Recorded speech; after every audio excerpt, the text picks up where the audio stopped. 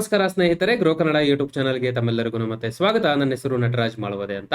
ಯಾವುದೇ ದೇಶಕ್ಕೆ ಆ ಒಂದು ದೇಶದ ಎಕನಾಮಿಕಲ್ ಅಥವಾ ಆರ್ಥಿಕ ಪರಿಸ್ಥಿತಿಯಲ್ಲಿ ಬೆಳವಣಿಗೆ ಕಾಣಬೇಕು ಅಂತಂದ್ರೆ ಬೇರೆ ಬೇರೆ ರೀತಿಯಾದಂತಹ ಇಂಡಸ್ಟ್ರೀಸ್ಗಳು ಸಪೋರ್ಟ್ ಮಾಡಬೇಕು. ಡೆಫಿನೆಟ್ಲಿ ಈ ಒಂದು ವಿಷಯವಾಗಿ ಅಂತಂದ್ರೆ ಸುಮಾರು ರೀತಿಯಾದಂತಹ ಇಂಡಸ್ಟ್ರೀಸ್ಗಳು ಬರುತ್ತೆ.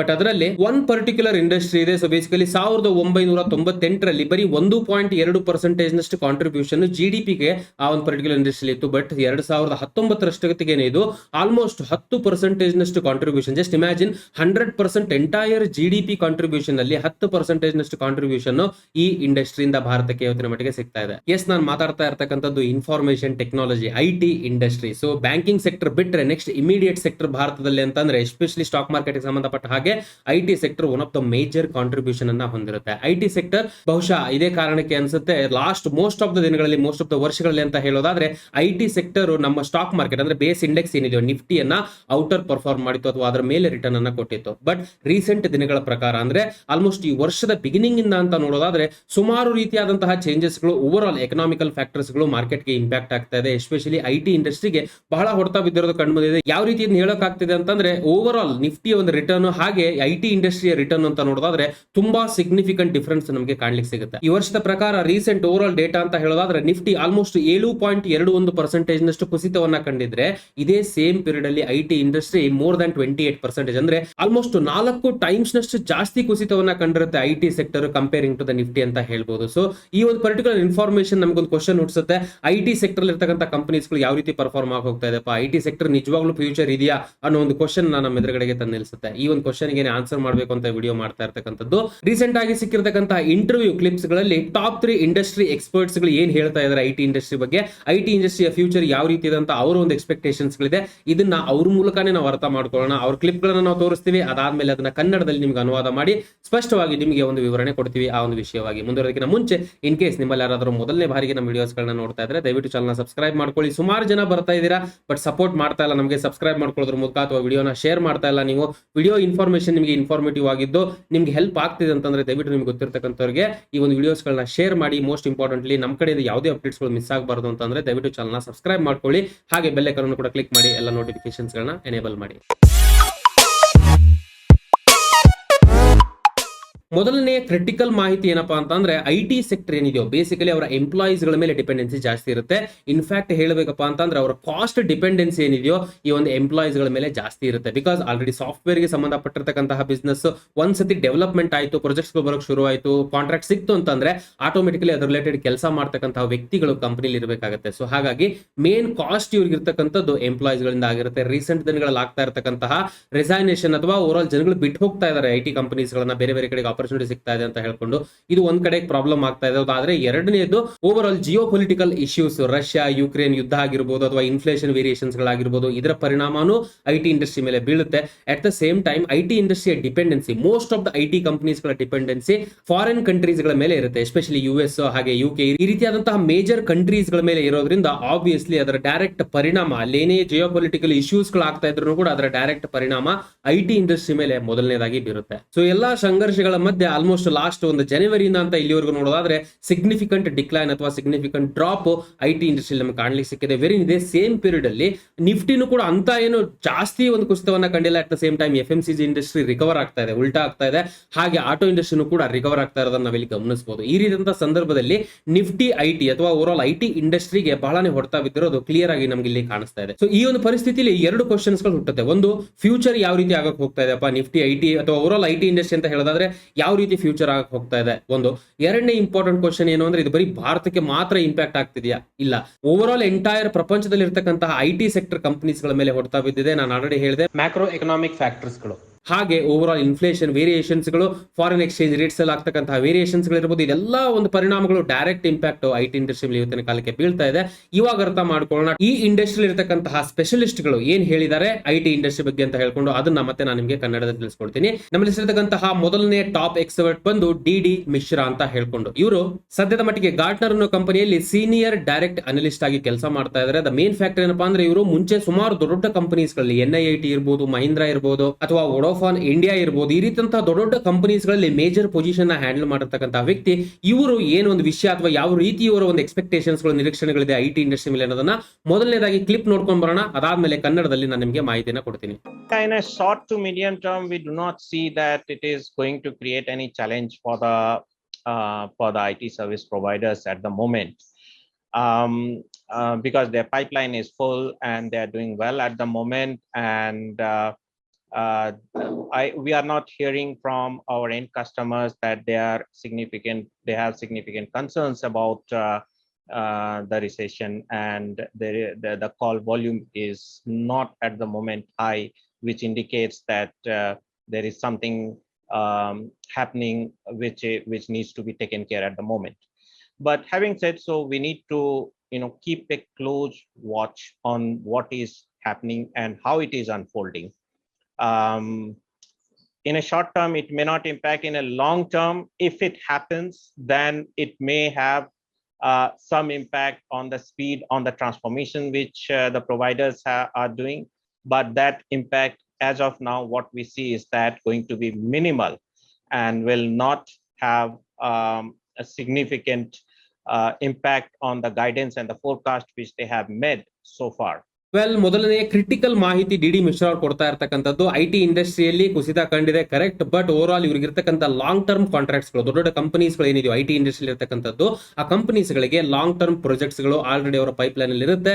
ಸೊ ಇದು one of the major point ಅಂತ ಹೇಳ್ಬೋದು. ಇದು ಸಪೋರ್ಟಿವ್ ಬರ್ಬೋದು ಈ ಇಂಡಸ್ಟ್ರೀಸ್ಗೆ ಅನ್ನೋದನ್ನ ಮೊದಲನೇ ಪಾಯಿಂಟ್ ಇವ್ರು ಹೇಳಿರ್ತಕ್ಕಂಥದ್ದು. But at the same time US ಅಲ್ಲಿ ರಿಸೆಷನ್ ಬರ್ಬೋದು ಅನ್ನೋ ಒಂದು ಎಕ್ಸ್ಪೆಕ್ಟೇಷನ್ಸ್ ಗಳಿದೆ. ಆಲ್ರೆಡಿ ಜಾಬ್ ಗಳನ್ನ ಜನಗಳು ಬಿಟ್ಟು ಹೋಗ್ತಾ ಇರೋದಿರ್ಬೋದು, ಅಥವಾ ರಿಸೆಷನ್ ಎಕ್ಸ್ಪೆಕ್ಟೇಷನ್ಸ್ ಗಳೇನಿದೆಯೋ ಈ ರೀತಿಯಾದಂತಹ ಒಂದು ವಿಷಯಗಳು ಡೆಫಿನೆಟ್ಲಿ ಮ್ಯಾಕ್ರೋ ಎಕನಾಮಿಕ್ ಫ್ಯಾಕ್ಟರ್ಸ್ ಗಳು, ಈ ಒಂದು ಫ್ಯಾಕ್ಟರ್ಸ್ ಗಳು ಸದ್ಯದ ಮಟ್ಟಿಗೆ 1 or 2 ಕ್ವಾರ್ಟರ್ಸ್ ಗಳಿಗೆ ಬಹಳ ಒಂದು ಇಂಪ್ಯಾಕ್ಟ್ ನ ತರಬಹುದು ಅನ್ನೋ ಒಂದು ಎಕ್ಸ್ಪೆಕ್ಟೇಷನ್ ಕೂಡ ಇಟ್ಕೊಂಡಿದ್ದಾರೆ ಐಟಿ ಇಂಡಸ್ಟ್ರಿ ಮೇಲೆ. Over all as a final result ಅಂತ ಹೇಳೋದಾದ್ರೆ ಡಿ ಮಿಶ್ರಾ ಅವರು ಸದ್ಯಕ್ಕೆ ಕಾಶಿಯಸ್ ಆಗಿರಬೇಕು ಇನ್ವೆಸ್ಟರ್ಸ್ ಗಳು ಈ ಪರ್ಟಿಕ್ಯುಲರ್ ಇಂಡಸ್ಟ್ರಿಗೆ ಸಂಬಂಧಪಟ್ಟ ಹಾಗೆ. ಅಟ್ಲೀಸ್ಟ್ 1 to 2 ಕ್ವಾರ್ಟರ್ ಈ ಒಂದು ಪರ್ಟಿಕ್ಯುಲರ್ ಇಂಡಸ್ಟ್ರಿಯಲ್ಲಿ ಸುಮಾರು ಪರಿಣಾಮಗಳು ಅಥವಾ ಸುಮಾರು ಚೇಂಜಸ್ ಗಳು ಬರೋ ಒಂದು ಚಾನ್ಸಸ್ ಗಳಿರುತ್ತೆ, because of the expectation of US recession ಅಥವಾ ಮ್ಯಾಕ್ರೋ ಎಕನಾಮಿಕ್ ಚೇಂಜಸ್ ಗಳಿಂದ ಹೇಳ್ಕೊಂಡು ಇವರು ಹೇಳ್ತಾ ಇದ್ದಾರೆ ಇಲ್ಲಿ. ಸೊ ಸದ್ಯದ ಮಟ್ಟಿಗೆ ಓವರ್ ಆಲ್ ವ್ಯೂ ಅಂತ ಹೇಳೋದಾದ್ರೆ ಡಿ ಮಿಶ್ರಾ ಅವರು ಹೇಳೋ ಪ್ರಕಾರ ಐಟಿ ಇಂಡಸ್ಟ್ರಿಯಲ್ಲಿ ನೆಕ್ಸ್ಟ್ 1 ರಿಂದ 2 ಕ್ವಾರ್ಟರ್ ಸ್ವಲ್ಪ ವೇರಿಯೇಷನ್ಸ್ ಗಳು ಬರೋ ಚಾನ್ಸಸ್ ಇದೆ, because of so many micro economic factors ಅಂತ ಹೇಳ್ತಾ ಇದ್ದಾರೆ. ಸೊ ಹಾಗೆ ಓವರ್ ಆಲ್ ಈ ಒಂದು ಇಂಡಸ್ಟ್ರಿಯಲ್ಲಿ ಇರ್ತಕ್ಕಂಥ ಇನ್ವೆಸ್ಟರ್ಸ್ ಗಳು ಅಥವಾ ಇನ್ವೆಸ್ಟ್ ಮಾಡಬೇಕು ಅಂತ ಅನ್ಕೊಂಡ್ರು ಸ್ವಲ್ಪ ಕಾಶಿಯಸ್ ಆಗಿ ಡಿಸಿಷನ್ಸ್ ಗಳನ್ನ ತಗೊಳ್ಳೋದು ಕ್ರಿಟಿಕಲ್ ಆಗಿರುತ್ತೆ ಅನ್ನೋದನ್ನ ಇವರು ಹೇಳಲಿಕ್ಕೆ ಇಷ್ಟಪಡ್ತಾ ಇದ್ದಾರೆ ಇಲ್ಲಿ. ನಮ್ಮಲ್ಲಿ ಇಷ್ಟರತಕ್ಕಂತಹ ಎರಡನೆಯ ಟಾಪ್ ಎಕ್ಸ್ಪರ್ಟ್ ಬಂದು ಮಿತುಲ್ ಶಾ ಅಂತ ಹೇಳ್ಕೊಂಡು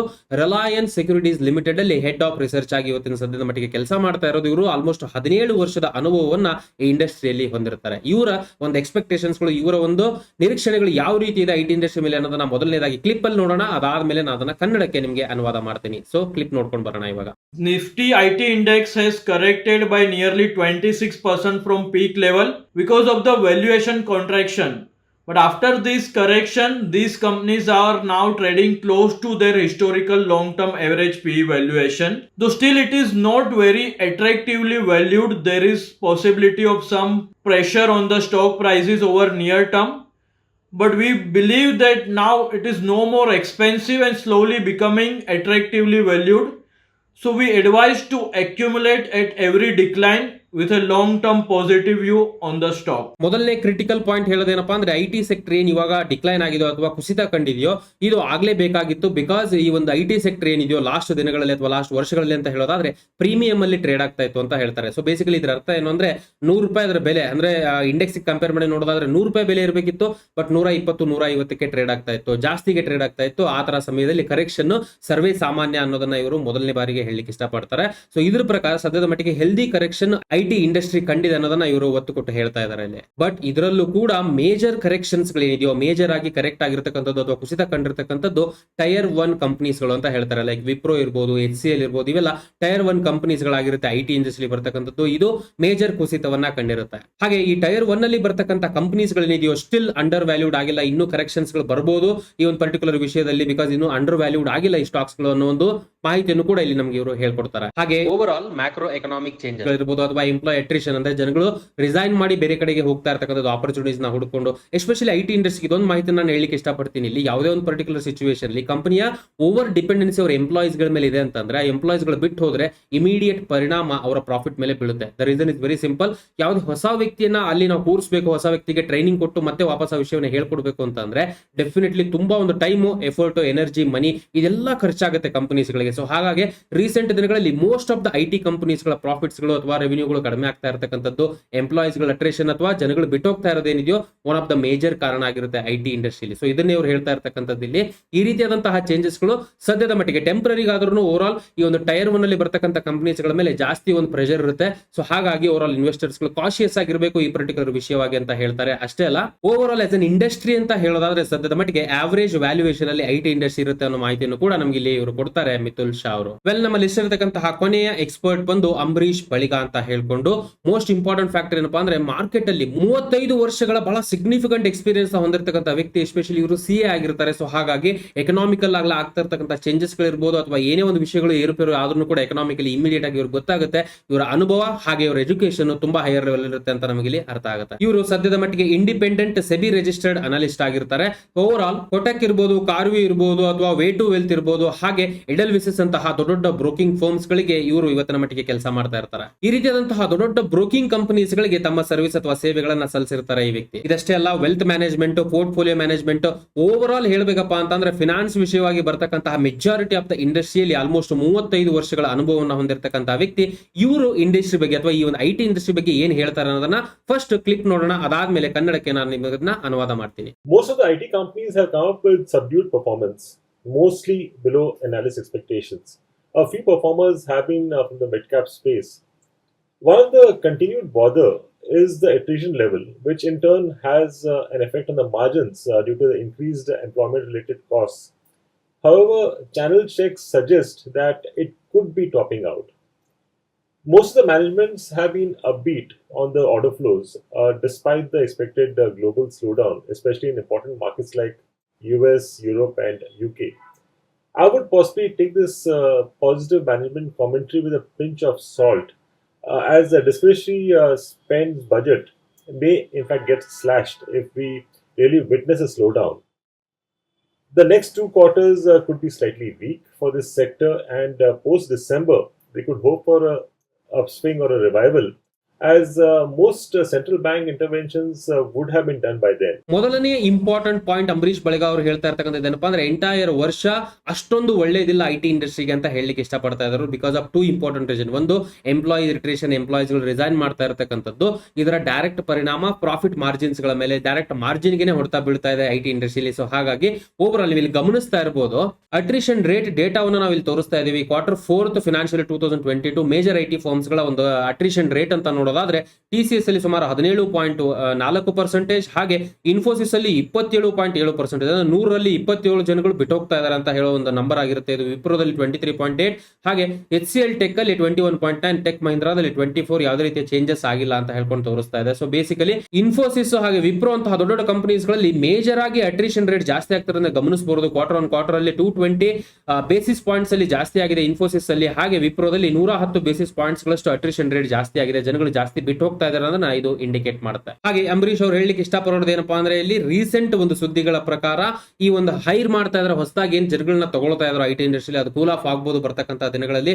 ಬಿಕಾಸ್ ಓವರ್ ಆಲ್ ಎಕಾನಮಿ ಮತ್ತೆ ವಾಪಸ್ ರಿವೈವಲ್ ಬರ್ತಕ್ಕಂತಹ ಚಾನ್ಸಸ್ ಗಳಿದೆ ಆಫ್ಟರ್ ಡಿಸೆಂಬರ್ ಅನ್ನೋ ಒಂದು ಎಕ್ಸ್ಪೆಕ್ಟೇಷನ್ಸ್ ಗಳನ್ನು ಕೂಡ ಅಂಬರೀಶ್ ಅವರು ಹೊಂದಿದ್ದಾರೆ. ಹಾಗೆ ಇವರು ಇನ್ನೊಂದ್ ಕಡೆ ಹೇಳ್ತಾರೆ, USA ಇರ್ಬೋದು, UK ಇರ್ಬೋದು, ಹಾಗೆ ಯುರೋಪಿಯನ್ ಕಂಟ್ರೀಸ್ ಗಳಲ್ಲಿ ಆಲ್ಮೋಸ್ಟ್ ಸ್ಲೋಡೌನ್, ಎಕನಾಮಿಕಲ್ ಸ್ಲೋಡೌನ್ ಆಗಿರೋದು ಕೂಡ one of the major hit ಆಗಿರುತ್ತೆ ಐಟಿ ಇಂಡಸ್ಟ್ರಿಗೆ ಅಂತ ಹೇಳ್ತಾರೆ. ಬಿಕಾಸ್ ಅದರ ಮೇಲೆ ಡಿಪೆಂಡೆನ್ಸಿ ಜಾಸ್ತಿ ಇದೆ. ಐಟಿ ಸೆಕ್ಟರ್ಸ್ ಗಳಲ್ಲಿ ಕೆಲಸ ಮಾಡ್ತಕ್ಕಂಥ ಕಂಪನೀಸ್ ಗಳ ಡಿಪೆಂಡೆನ್ಸಿ ಏನಿದೆಯೋ, ಬೇರೆ ದೇಶಗಳಲ್ಲಿ ನಾವು ಸರ್ವಿಸ್ ಗಳನ್ನ ಜಾಸ್ತಿ ಕೊಡ್ತಾ ಇದೀವಿ ಐಟಿ ಇಂಡಸ್ಟ್ರಿ ಅಂತ ಹೇಳೋದಾದ್ರೆ, ಆ ವಿಷಯವಾಗಿ ಅಲ್ಲೇನಾದ್ರು ಪ್ರಾಬ್ಲಮ್ ಆದ್ರೆ, ಎಕನಾಮಿಕಲ್ ಇಶ್ಯೂಸ್ ಆದ್ರೆ ಅದರ ಪರಿಣಾಮ ಡೈರೆಕ್ಟ್ ಐಟಿ ಮೇಲೆ ಬೀಳುತ್ತೆ. ಸೊ ಹಾಗಾಗಿ ಸದ್ಯದ ಮಟ್ಟಿಗೆ ಐಟಿ ಇಂಡಸ್ಟ್ರಿ ಅಷ್ಟೊಂದು ಚೆನ್ನಾಗಿ ಪರ್ಫಾರ್ಮ್ ಆಗ್ತಿಲ್ಲ. ಬಟ್ ಬರ್ತಕ್ಕಂಥ ದಿನಗಳಲ್ಲಿ ಅಂದ್ರೆ ಡಿಸೆಂಬರ್ ಮೇಲೆ ರಿವೈವಲ್ ಪ್ಲಾನ್ ಗಳನ್ನ ಇಟ್ಕೊಂಡಿದ್ದಾರೆ ಐಟಿ ಇಂಡಸ್ಟ್ರಿಯಲ್ಲಿ. ಐಟಿ ಇಂಡಸ್ಟ್ರಿ ಇರತಕ್ಕಂಥ ಟಾಪ್ ಮ್ಯಾನೇಜ್ಮೆಂಟ್ ಇರತಕ್ಕಂಥ ವ್ಯಕ್ತಿಗಳು ಸ್ಟಿಲ್ ಕಾನ್ಫಿಡೆಂಟ್ ಆಗಿದ್ದಾರೆ ಅವರ ಬಿಸ್ನೆಸ್ ಬಗ್ಗೆ ಅನ್ನೋ ಒಂದು ಎಕ್ಸ್ಪೆಕ್ಟೇಷನ್ ಹೊಂದಿದ್ದಾರೆ ಬಳಿಗ ಅವರು. ಸದ್ಯಕ್ಕೆ ಓವರ್ ಆಲ್ ಇಂಡಸ್ಟ್ರಿ ಅಂತ ಹೇಳೋದಾದ್ರೆ ಟೋಟಲ್ ಟಾಪ್ 3 ಎಕ್ಸ್ಪರ್ಟ್ಸ್ ಗಳು ಹೇಳೋ ಪ್ರಕಾರ ಮೇಜರ್ ಆಗಿ ಆಗಿ 3 ಇಶ್ಯೂಸ್ಗಳು ನಮಗೆ ಕಂಡು ಬರ್ತಾ ಇದೆ. ಒಂದು, ಎಂಪ್ಲಾಯೀಸ್ಗಳು ಬಿಟ್ಟು ಹೋಗ್ತಾ ಇರತಕ್ಕಂಥ ರೇಟ್ ಜಾಸ್ತಿ ಆಗ್ತಾ ಇದೆ ಮೇಜರ್ ಐಟಿ ಫರ್ಮ್ಸ್ಗಳಲ್ಲಿ. One of the major issue ಅಂತ ಹೇಳ್ಬೋದು ಸದ್ಯದ ಮಟ್ಟಿಗೆ ಐಟಿ ಕಂಪನೀಸ್ಗಳಿಗೆ. ಅಟ್ ದ ಸೇಮ್ ಟೈಮ್ ಎರಡನೇದ್ದು ಜಿಯೋ ಪೊಲಿಟಿಕಲ್ ಇಶ್ಯೂಸ್ಗಳು ಆಗ್ತಾ ಇರತಕ್ಕಂಥದ್ದು, ಯುದ್ಧ ನಡೀತಾ ಇರತಕ್ಕಂಥದ್ದು, ಇದರ ಪರಿಣಾಮ ಡೈರೆಕ್ಟ್ ಈ ಕಂಪನೀಸ್ಗಳ ಮೇಲೆ ಬೀರುತ್ತೆ. ಇದು ಒಂದ್ ಕಡೆಗಾದ್ರೆ, ಇನ್ನೊಂದು ಕಡೆಗೆ ಓವರ್ ವ್ಯಾಲ್ಯೂಯೇಷನ್ ಆಗಿರ್ತಕ್ಕಂಥದ್ದು ಪಾಯಿಂಟ್ ಕೂಡ ನಾವಿಲ್ಲಿ ಗಮನ ಇಟ್ಕೊಳ್ಬೇಕಾಗುತ್ತೆ.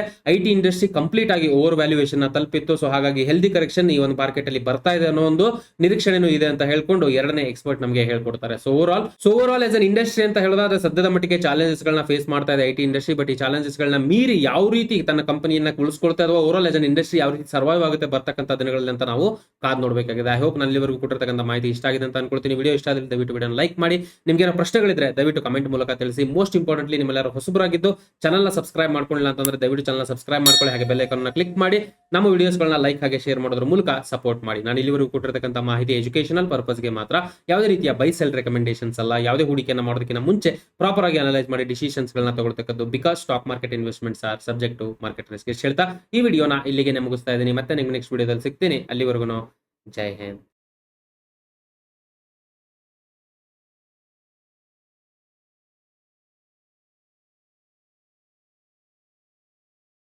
Investment in securities market are subject to market risks. Read all the related documents carefully before investing. Please read the risk disclosure documents carefully before investing in equity shares, derivatives, mutual fund, and or other instruments traded on the stock exchanges.